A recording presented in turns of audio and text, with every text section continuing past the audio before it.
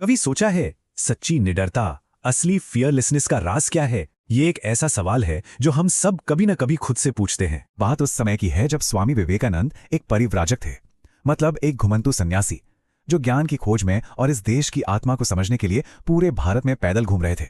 और इसी यात्रा में वो पहुंचते हैं प्राचीन शहर वाराणसी। अब जरा इस सीन को इमेजिन कीजिए।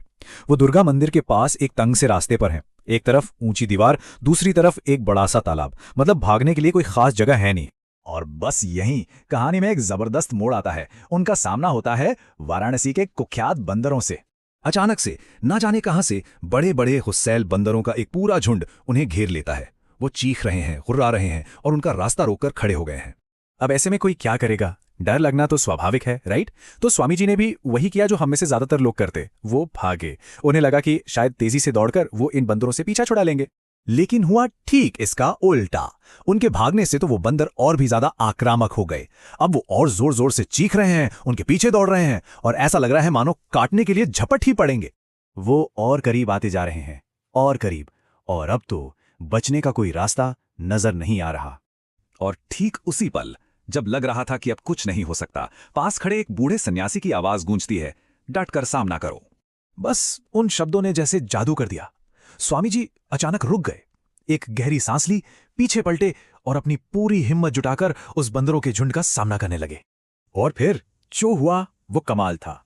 जैसे ही स्वामी जी निडर होकर उनके सामने खड़े हुए, वो बंदर, वो चौंक गए, वो ठिठके और फिर तुरंत पीछे हटकर भाग गए। बस एक पल में सारा खतरा टल गया। बस उस एक पल ने स्वामी विवेकानंद को जिंदगी भर का सबक सिखा दिया। एक ऐसा सिद्धांत जो आगे चलकर उनके पूरे दर्शन का, उनकी पूरी फिलॉसफी का केंद्र बन गया। डट कर सामना करो। ये जो अनुभव था ना, ये एक बहुत गहरी सच्चाई बताता है। हमारी जिंदगी की मुश्किलें, हमारे डर, वो सब उन बंदरों जैसे ही तो हैं। हम जितना उनसे भागते हैं, वो उतना ही हमारा पीछा करते हैं और उतने ही बड़े और डरावने लगने लगते हैं। लेकिन जिस पल हम पलटकर उनका सामना करने की हिम्मत दिखाते हैं, वो अपनी सारी ताकत खो देते हैं। और ये सबक सिर्फ उस एक घटना तक ही सीमित नहीं रहा। ये स्वामी जी की पूरी जिंदगी का आधार बन गया, चाहे वो दिमागी बहस हो या फिर कोई व्यक्तिगत संकट। मिसाल के तौर पर अलवर के महाराजा के साथ उनकी मुलाकात को ही ले लीजिए। महाराजा ने मूर्ति पूजा का मजाक उड़ाया, तो स्वामी जी ने क्या किया? उन्होंने बस महाराजा से कहा कि दीवार पर लगी उनके पिता की तस्वीर पर थूकें। जाहिर है राजा को गुस्सा आ गया और बस स्वामी जी की बात साबित हो गई कि जैसे वो तस्वीर सिर्फ कागज का टुकड़ा नहीं, सम्मान का प्रतीक है, ठीक वैसे ही मूर्ति भी सिर्फ पत्थर नहीं, ईश्वर का प्रतीक है।